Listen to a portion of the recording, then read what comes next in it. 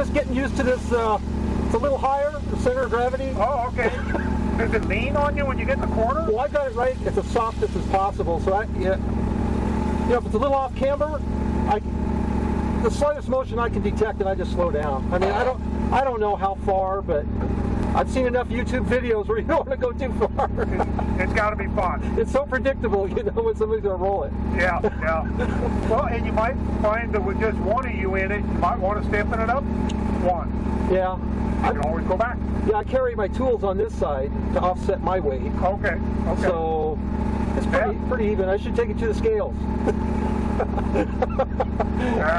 Overkill. You don't want to do that.